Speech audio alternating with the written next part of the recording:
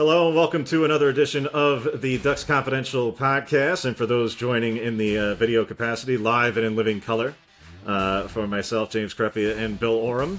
Bill, kind enough to join me here on this Monday to start off the holiday week that is, and the week plus of preparation for Oregon and Ohio State in the Rose Bowl. And that is where we will spend, as you might imagine, the entirety of this edition of the podcast. Yes, being that, yes, it is formally the matchup that we all expected, probably in the Big Ten championship game, first and foremost, and then a theoretical potential third matchup, although this will be the second one in the postseason. And I understand why a lot of people feel this way.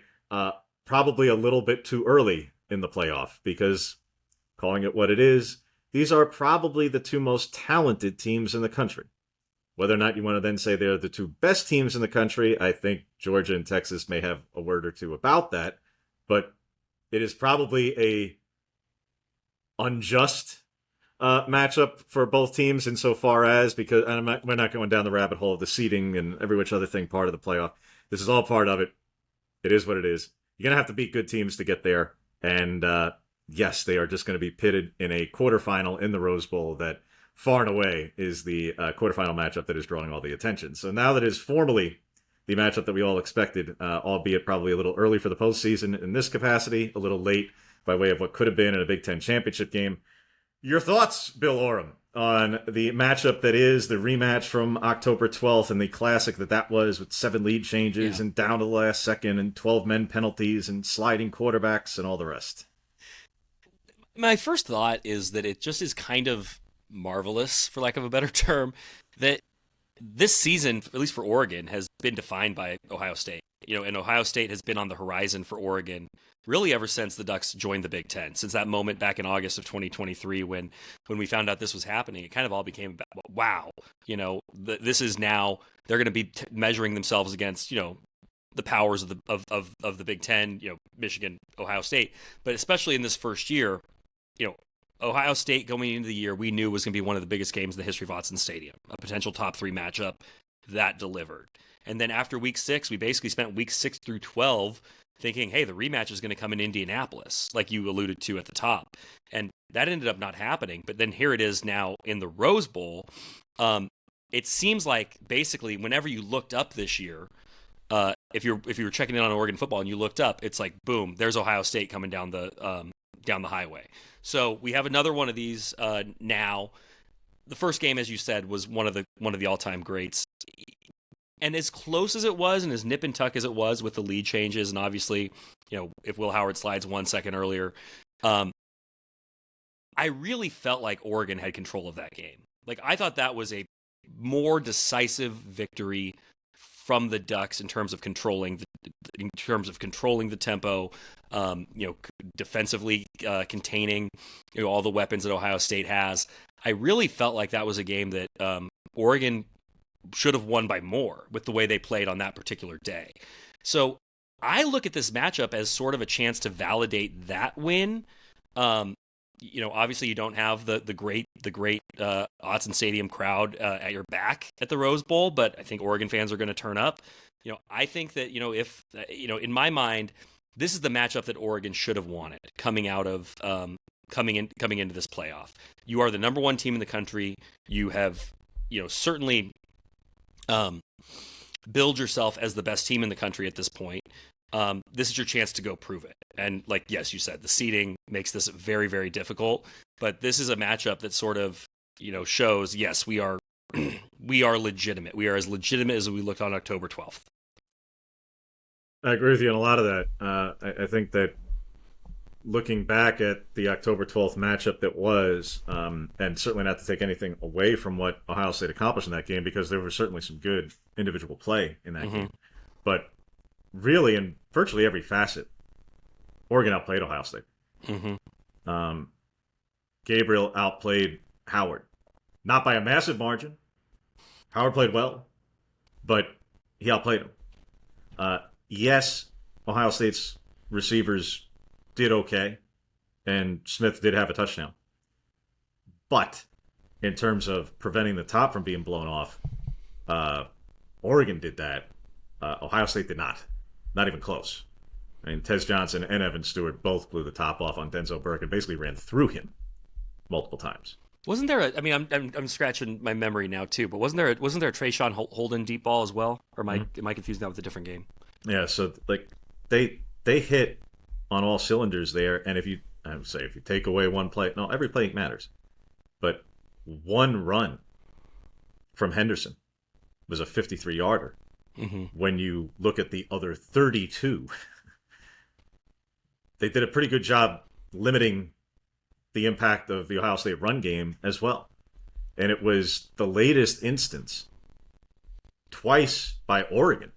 If you go back since 2017, Ohio State's last 12 losses, if they lose the turnover margin and the rushing battle in the same game, 7 of those 12 losses, that's a common thread. 2 of them were by Oregon. And then in the others, 4 of them, they lost, I believe it was the rushing battle. And the last one, they lost the turnover battle.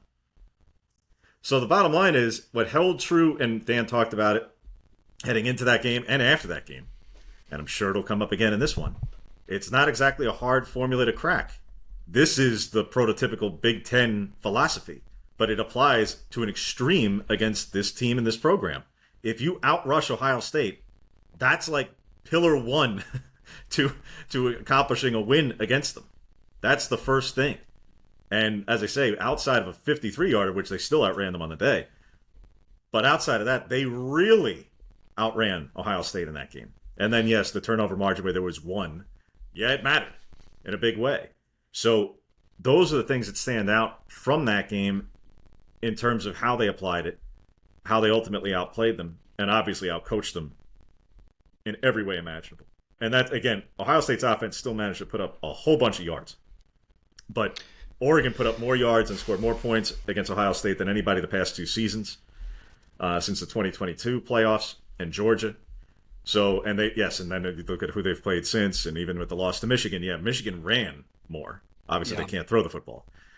So the commonalities of, and the things that could still apply to this matchup, one thing that will absolutely stand, just in terms of philosophically speaking, is, yeah, whoever wins the rushing battle is going to have a major and decisive upper hand in the game.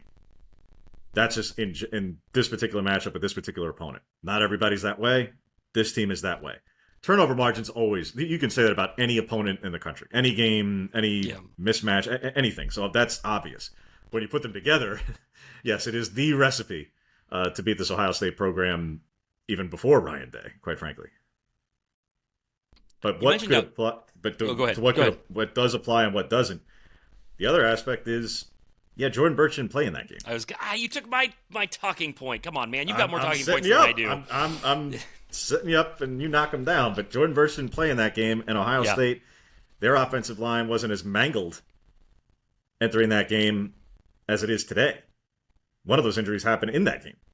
Mm-hmm. But they are a different offensive line, and Oregon is at the moment, as we know it today, they're the healthiest they've been all season from the most critical of positions. Not to say there aren't still guys who are out, etc. Obviously, Bedford's basically missed the entire season. Casper went down, certain things. But ultimately, they're basically the healthiest they've been all season on the 2 deep. And that was not the case on October 12th, and they still managed to win that game without certainly their best edge rusher, and that's not taking anything away from Mateo, who's also turned it up since. But if you've got the top 2 drafted players on this team in April, will be Burch and Derek Harmon. Harmon had an impact in that game. Burch didn't play. Yep. That's the point I wanted to make here, was that, what might have been sort of a neutral battle along the line in that game where, Ohio State, had success on the ground. As you said, Oregon outrushed them, but feels like a decisive Oregon advantage in this game now, given the adjustments that Ohio State has had to make on the fly, the fact that they're still figuring things out even at this point, whereas Oregon has had a chance to they got Jordan Birch back in there. He played some games, missed another game, then was still out there. This defensive line is as intimidating of a unit as Oregon has, and that's an understatement. When you look at what Mateo Uiagalelei, Jordan Birch, Derek Harmon, and Jamari Caldwell can all do, right? Those are the key pieces there. They have all made game-defining plays this season, each and every one of those guys, and so to have all of them presumably healthy and ready to go against Ohio State is maybe the biggest advantage that Oregon has anywhere on the field. Aside from Dylan Gabriel, who I think is probably their biggest difference maker just in this entire playoff field. But that is where I think you really need to watch this Oregon team, and I think where you're going to see them make a difference, getting off the field on third down in a way that maybe they weren't as easily able to do in the first one. So I think that's a big one. I also wanted to finish off a point that you were making there. There's been a question about, is it better to have had the month of rest or to have had a game to sort of build up into the playoff, right? Like Ohio State has completely changed its narrative over the last week, where people were like, oh, is Ohio State psychologically there after what happened against Michigan? Is this team totally in disarray? Well, they hosted Tennessee and beat the snot out of them, and so okay, now they're back to being the best team in the country. Like, it's amazing how easily that happens and how quickly that happens. Oregon hasn't had that that recent reminder of how good they are, even though their last game was a really high quality win on a neutral site against what was then the number 3 team in the country. But the argument for, especially for this Oregon team, to be better off with this break, in addition to, no kidding, you don't want to risk injury, you don't want to wear yourself out and all the accumulation that comes with these really high level games. But to be able to get a guy like Jordan Birch fully healthy, we presume, right? We're not in the trainer's room, but a month of like focused rehab and physical training is. Physical therapy is very different from trying to adjust for a game in a week and then another week. The other injury that you were worried about in mid-November, Tez Johnson. We did not know when he got hurt in Ann Arbor. I remember the question being, will he be back for the Big Ten championship game? Will he be back for the playoff? So to give that guy, who obviously came back and played against Washington and played in the Big Ten championship game and was spectacular in the Big Ten championship game, but for him to now have another month to get additionally healthy, and everybody else who has the nicks and bruises and things that we don't even know about, the injuries that you have not been complaining about, James, that I know that you've accumulated over the course of this grueling season, to give those almost a full month of, I think it's 25 days between games. That is a huge asset, especially when you're talking about how much football potentially awaits this team. And that's one thing, Dan Lanning, there was a morning press conference today with Ryan Day and Dan Lanning, and you and I were both listening in on that. And one thing, Dan Lanning did talk about was how you physically and mentally condition a team for what could become for some teams, a 17-week season. For Oregon, it could be 16. Those 3 weeks off, quote unquote off, is just a huge advantage. And I think that it is an even bigger advantage for Oregon when you consider that the other 3 teams, at least 2 of the other 3 teams that have that advantage, I don't think anybody really expects to be there at the end, right? Arizona State, feisty, interesting, maybe could beat Texas, but I don't think anybody's looking at Arizona State as a threat to beat Oregon. They could, maybe, I don't know. I don't think so. Boise State, I don't think anybody thinks they're going to come out of that side of the bracket, and Georgia doesn't have their starting quarterback. So of the teams that got the advantage of the bye, I think Oregon is best positioned to really take advantage of that time off. Oh, I agree there. No, for sure. Because the health situation is such for them to where, as you laid out, guys who were already on the mend, guys who were already in solid positions but could be in better positions. Tez particularly, look, for as great as he played in the Big Ten championship game, and he did, he was not trucking through anybody for extra yards. There were plenty of times, and he's done it at other points in the season, but it stands out more after the injury in Ann Arbor because, he's sliding down. Either getting out of bounds or sliding down and getting down quickly, which he's done before. But you go, all right, hey, maybe a guy who may have dinged up his shoulder a little bit is saving himself, some grief along the way. And who would fault him? So point is yeah, you give him that much more time. Not to say he's suddenly going to be, taking on taking Yeah. on every safety in his way, but point is you buy guys time. Yeah, Yeah. Jordan Birch was really effective in the Washington game, along with Mateo with the 10 sacks in that game, and he had 2.5. Mateo had 2, and he did okay in the Big Ten championship game. But you're talking about a guy who was still coming off the ankle injury against Maryland. All right, well now it's again buying more time. Marcus Harper doesn't start in the Big Ten championship game, rotates in.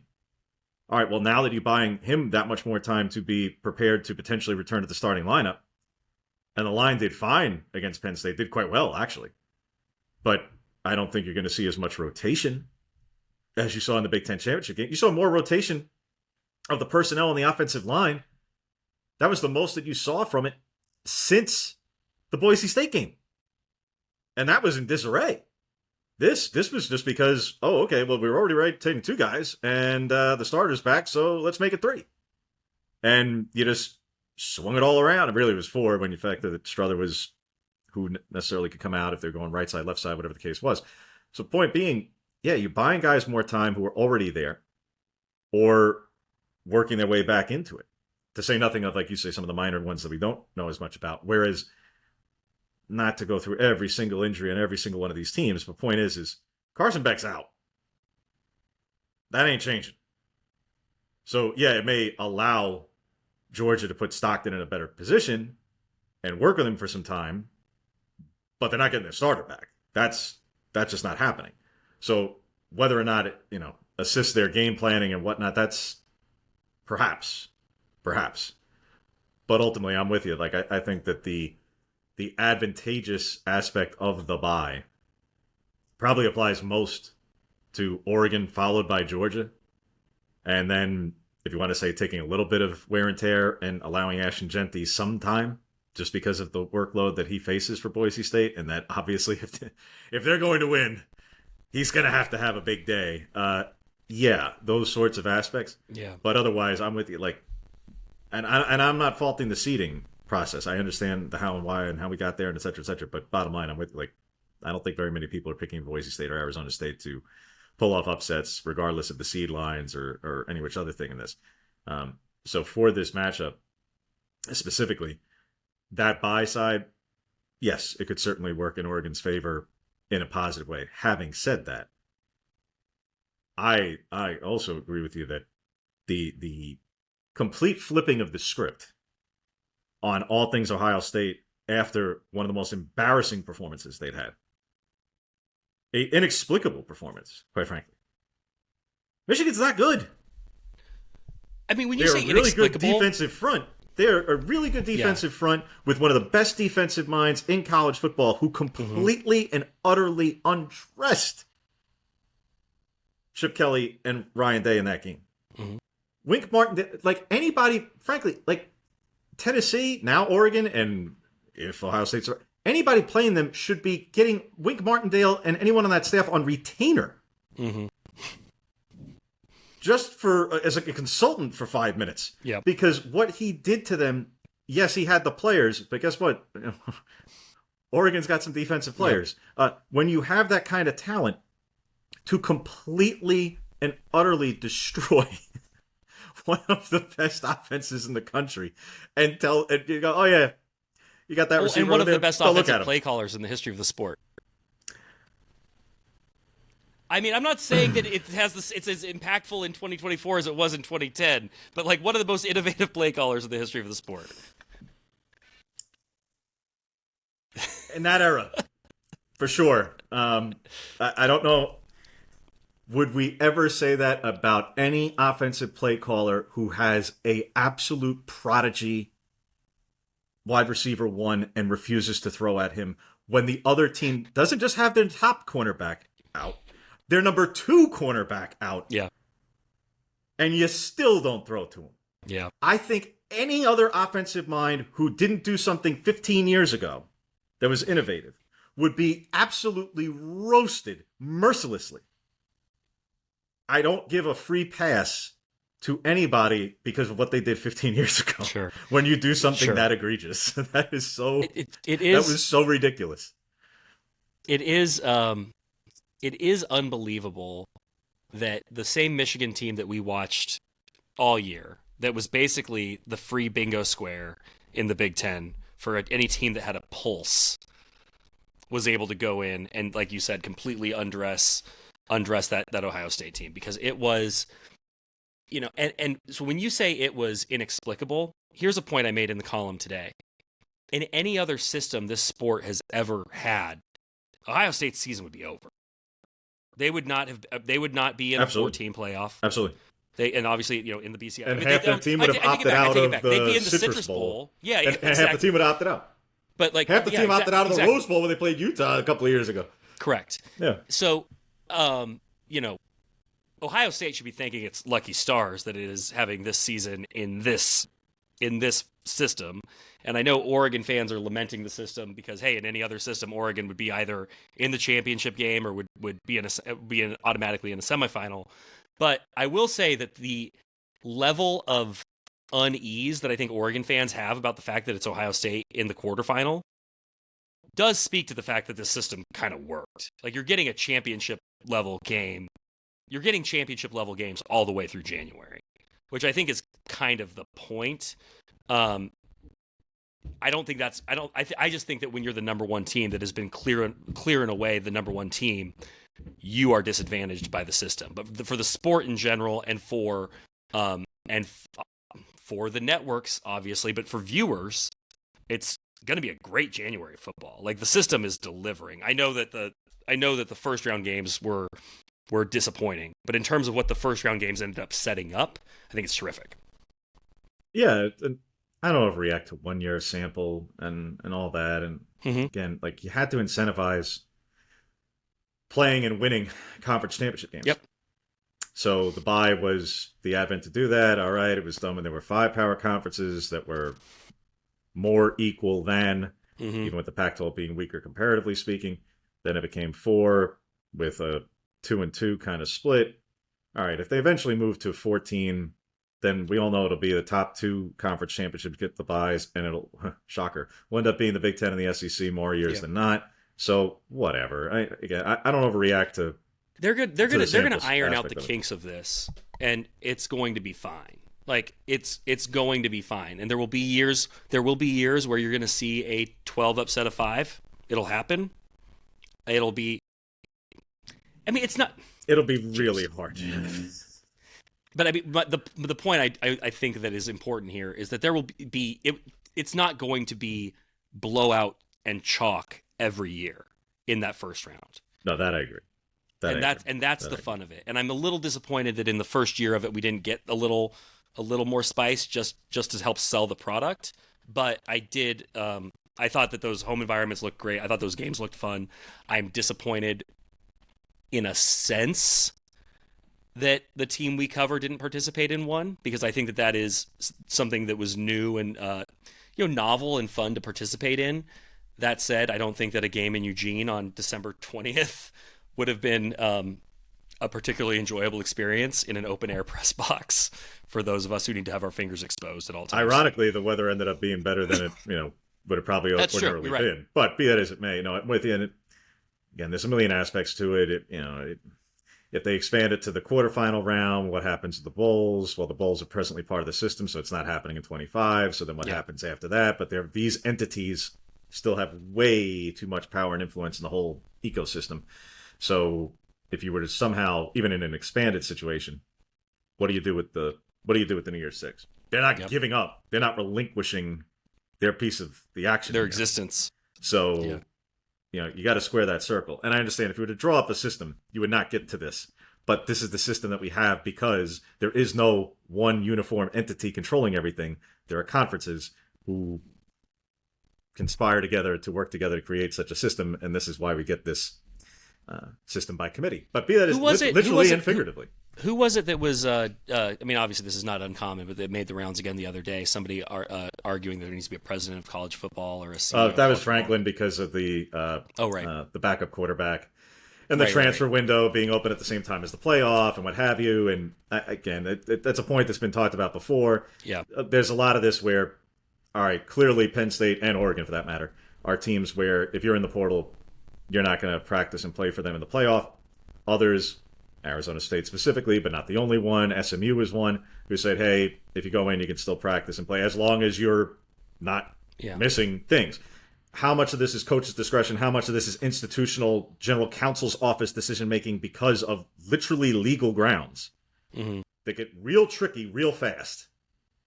And especially, like, look, a lot of this stuff's going to get ironed out by the time they get to employment and other federal cases that fans don't care about necessarily until it just happens. So we'll worry about it getting there. But bottom line, yes, moving parts of it all. But the calls for a commissioner of college football has been had for a good decade. Nick Saban was usually leading the charge on that. And I believe he still is. And many people have suggested now that he's not coaching that he should be the commissioner, except I would love to see the day that Greg Sankey, Tony Petitti, and company just say, yes, please take my power from me. I will hand it all over. Because out of the goodness of my heart, all the agency and control and autonomy that I have, I will forego to this third-party entity or individual who I just entrust more with all things for my league. In which case, what is my role exactly? Good luck with that. The reason I asked, even though that was all very educational, was I wanted to know if you wanted the job. Like if we could get you to be the prez. The CFP or the college football president. I don't know if they can afford me, Bill. Because most of these things in the playoff and whatnot, the playoff committee, I think most of them I don't think that. Yeah, I literally don't think they're like barely compensated, other than the hotel and reimbursement for travel. Literally, I think those are literally volunteer jobs. Other than Richard Clark, who used to be Bill Hancock, whatever. Other than the executive director, there better be some Costco croissants in that room at least. That would be at minimum. Oh, I'm sure they've stepped it up a little bit more than that. They're usually at the one of the Hyatt. I want to say Hyatt Regency, one of them in Dallas. But anyway, all on aside, the last thing on this edition of the podcast being. As we'll get into the stakes of this one, which, as we've laid out, are fairly obvious. Winner goes on to the Cotton Bowl to play the winner of Arizona State and Texas, which, of course, could be a meeting with Texas in Dallas, theoretically speaking. Loser goes home and fires up the 2025 depth charts. Yeah. And when these are two teams, you have, on one hand, one team who, again, is 3 weeks removed from being embarrassed, but is now a juggernaut again. But the entire last year has been spent proclaiming it is national title or bust, which is why, after being embarrassed 3 weeks ago, many in that fan base expressed that even with a national championship, it would be hollow because of the loss to Michigan yet again. So that's one mindset and frame of reference and whatnot. So a loss and... 97 won the fan in Columbus is going to be real interesting on January 2nd with a loss. I'll say that. Whereas on the other side, you have the only undefeated 13-0, first year in the league, team out west, et cetera, et cetera, et cetera. But they were number one, and they're the league champion. And we'll see between portal and everything else in terms of where Oregon ends up with recruiting classes and every which other thing. And then if they were to turn around and lose, is that not also a failure? So I've already written that it's national championship or bust for the Ducks because you are having one of those seasons and you've got to take advantage of them when they're there. And I also think particularly this year, like if you look around college football, there is no juggernaut unless it's Oregon. Like unless it's Oregon, there is no Georgia level dynasty team out there. So, but I think it'd be a much bigger disaster for Oregon to lose this game than for Ohio State to lose. Because the worst thing has already happened to Ohio State. Like, if Ohio State loses, and you're more familiar with that fan base and that, obviously those environs than I am, but they're already calling for the coach's head. They already want to burn it all down. And have a successor picked out. This would just be validation of those feelings. At Oregon, this is their first appearance in the playoff. This is your first time under Dan Lanning getting to the playoff on this sort of gradual but rapid build, from 3 years ago, or 2.5 years ago, getting absolutely, eviscerated by Georgia. Like, this is your moment, and your first meaningful postseason game in those 3 years is a faceplant. I think that it would be I think there would be greater carnage in Columbus from a loss, right? I think the fallout would be greater in Columbus. But in terms of being more devastating, I think it'd be much worse for Oregon. Maybe I'm splitting hairs there. I look at the way you frame that, and I think there's a lot of validity to that. Because yes, ultimately, I agree. I think that, look, if Oregon loses in the playoff, regardless of round, if Oregon loses in the playoff, they're not changing. They're not running people out the building, Right. and the trajectory is still there. Recruiting class is still there, et cetera, et cetera, et cetera. If Ohio State loses at any point, but most especially if they lose to Oregon in the Rose Bowl, yeah, I mean the masses are already assembled. Again, they've already got the successor picked out. If you from the masses, I don't know if Ross Bjork has the successor picked out, but the Ohio State fan base certainly does. So that aspect of things is just plain different. Some of that comes from quote unquote expectation, but some of that comes from just outlandish expectation. To say nothing of, hey, by the way, like all these guys, especially on the coaching side, and now the players themselves, hey, this is big business. People get paid a lot of money to win football games, and the stakes are high regardless. So to a certain degree, you sign up for some of this, but yeah, on that side, when you don't want to be mentioned in the same sentence as John Cooper very often if you're the Ohio State head coach, and Ryan Day has surpassed him in oh so many ways to that fan base. So yeah, as I say, there is a fringe who would look at a championship as hollow because it's a year that included a loss to Michigan. That's part of it. That's just that's what they're dealing with over there. Here, to your point though, of would it be looked at as a bigger letdown?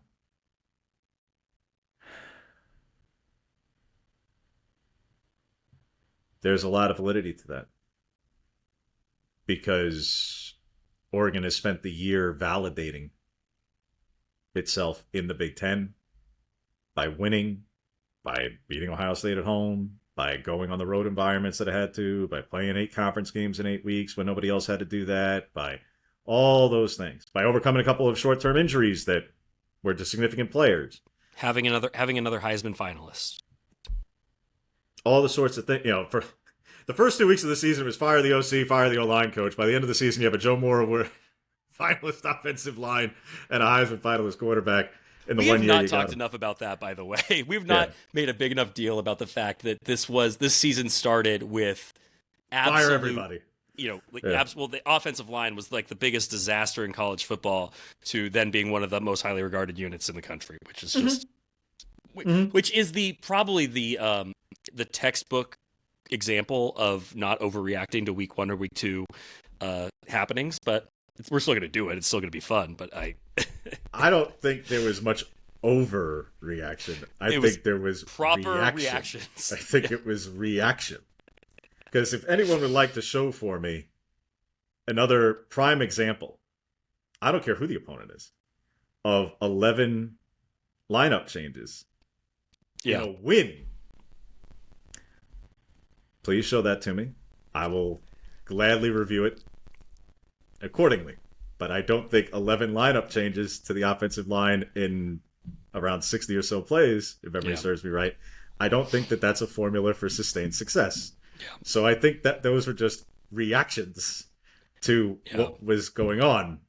Be that as it may, yes, course correction in a big way, along with many other things over the course of the season. But bottom line, to your point regarding the stakes and how things would be viewed with a win or a loss, look, regardless, whoever wins this, they were supposed to do that. And I think loss is either, as you put it, carnage, or just severe disappointment. And for this fan base in particular, look, I mean, you saw it and felt it at times in Vegas last year in the Pac-12 championship game. It was, should have beat them in the regular season, had them all right, there were a couple of fourth down plays. This is the chance for that further validation. This is the chance, like, get into the field, and if you get there now, we're a live bullet. It's real. Like, we're as realistic a contender as anybody if we could just get in this thing. And to be back and forth and to have a fourth quarter lead, but to still lose it again, became the just annual feeling of like, this team is finally ready to contend for and compete for that elusive championship and to finally break through and get there. And it's stripped away again. And if it happens again here, when you're number one and you've won the league and you've done all those things, look, there'll be minimum disappointment. As you say, the manner in which it would occur, I think would definitely spell into and fill in the gaps of the national perspective as to exactly how big a disappointment it would be. Because the questions that Oregon will always continue to face is whether or not they can actually win the big one, because it hasn't happened. Mm-hmm. And it's not particularly valid. It's not particularly interesting even. But that is kind of the knock on any school that's kind of considered an upstart. You can't do it until you've done it. And I think Oregon would very much, I mean, obviously for obvious reasons, would like to get that particular stigma wiped away. And there's one way to do it. Absolutely. And to that note, a bonus 2 minutes here for folks. We'll provide them a little bit of a Christmas present. So while you're around extended family who maybe you want a little bit of an escape from here around the holiday season, we'll give you these extra couple minutes. Should that day come, whether it be now or at any point in the future, there are already those suggesting and weighing in, Bill, as you know, about the merits of built, not bought. And that now they're already setting the groundwork for, if it's a bought championship, that somehow tarnishes or takes away from. As if, nobody else has been buying and paying for. I would love to know who could possibly win this national championship who would not fall under the umbrella of bought. I was going to say, even Boise State. Even Boise State. Did Ashton Jeanty stay out of the goodness of his heart, no matter how much he says he loves that school? And he does. And he clearly does. Absolutely. I'm not taking anything away from that. He did it for free? But he's not playing for a meal card. I would say, you think he did it for just the rental truck? That's it? Come on. I mean... Listen, and I'm all in on the conversation around paying players and, like, the way that the sport has changed. Like, it is... There's a lot going on. There's a lot to adjust to. But if you don't like the high dollar NIL, get to Dallas a few days early for the Cotton Bowl if the Ducks are there, and go to the FCS championship game between North Dakota State and Montana State in Frisco. And you can go get your wholesome NIL is only $10,000, $20,000, $30,000 fix there, and then you can go watch the high dollar players play a couple days later. We already know why Bill wants to go to Dallas. That's laid out accordingly. So I can root against Montana State. Boo! But no, that conversation, and as I say, the relative merits about and the yearning for, I don't know, some virtue of a different world and a different era. Which, by the way, that world and era never existed. Never existed. Yeah. Ever. Again, would you like to line up? We can go back. It's okay. You don't have to go back in history. Don't go back to the Pony Express and all that. No. Mm-hmm. Would you like to go back and take a look at how many players in certain SEC teams, how many parents had no-show jobs at doctors and lawyers' offices over the last 20 years? Mm-hmm. Believe me, we can do that. We can come up with that. That's no problem. If people want to get into built, not bought, it was all through high school recruiting. Oh, yeah, you're right. Yes, absolutely. Before the portal era, all that stuff. Yeah, none of those teams, nobody had any kind of sweetheart deals of any kind. Never existed. No. Yeah. Are you kidding? So if you weren't playing that game, well, there's a reason why you weren't in the field then, weren't you? You weren't playing in the big game. Yeah. If you want to sit at the big kid table, this is what it takes. You got to order off the grown-up menu. Mm-hmm. This is not a chicken nuggets situation.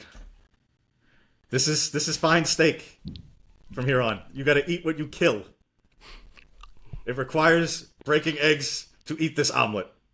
Like, this is not... Keep going. How many of these you got? Every metaphor? Yeah. This is... You're not growing... You're not only growing your own food here. Yep. It does require a little bit more than gardening to get there at the end of this journey in modern college football. And I would argue, yeah, modern college football has been there before the portal, before one-time transfer, before NIL was NIL, or any which other thing. I think some people are opening their eyes to that reality a little bit sooner or later than others. But this is the system. If anyone does try to discredit an Oregon championship, if that comes because of the manner the roster was built, there's a lot of intellectually dishonest conversations around sports. Like, that's kind of a whole cottage industry around sports. But that would be up there among the most egregious, simply because everybody's playing this game. And not only are they playing this game, it's within the framework of the rules. So it is a level playing field. It is a level playing field in that everybody in this current year and era has the ability to go spend on players as much as you want, as much as you can. So that is the level playing field. James, let's get out of here and let people enjoy their eggnog. Agreed. And again, appreciate Bill for joining me here on this Monday edition of the Ducks Confidential podcast. Reminder to like, subscribe, 5-star review, all that stuff. So that way it helps the show build, helps other people see it, and it will automatically populate in your podcast feed, wherever you get your podcasts, et cetera, et cetera. Make sure to send questions in to our colleague, Ryan Clark. I'm sure he'll have mailbags, if not before the Rose Bowl, after that, regardless of outcome and the like. And, of course, a reminder to check out all of the fine coverage leading up to and through the Rose Bowl and all the college football playoff, from myself, from Bill, from Ryan, from Joe Freeman, and a cast far greater than that. As the Ducks go on this postseason run, we will have lots on a day-to-day basis. But yes, enjoy your holidays here the next few days, and our colleagues will be joining you in other editions of the podcast in the days ahead.